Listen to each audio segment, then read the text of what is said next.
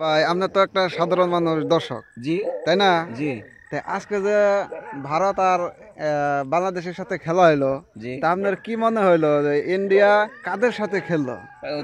খেললো একটা গরু ছাগলের হাতে খেলছে, মনে করেন পারে না। গরু ছাগল তো মনে করেন বল টল ঠিক মতন করতে পারে না, এর জন্য ইন্ডিয়া জিতে গেছে। তা আপনার ইয়ার মধ্যে কোনো ক্ষোভ আছে? না, আমার কোনো ক্ষোভ নাই, গরু ছাগলের হাতে খেলছে, ইন্ডিয়া তো জিতবই।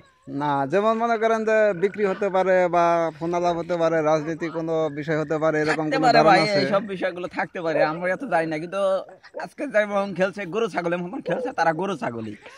তাহলে কি আপনি বলতে চান যে বাংলাদেশের প্লেয়ার গুলো গরু ছাগল? অবশ্যই গরু ছাগল না হলে কি এইভাবে খেলে নাকি মানুষ? কারণ একটা কোনো কিছু নাই, আউটের কোনো সিস্টেম নাই, বুঝলাম না, কোনো একটা আউটের কোনো কিছুই নাই।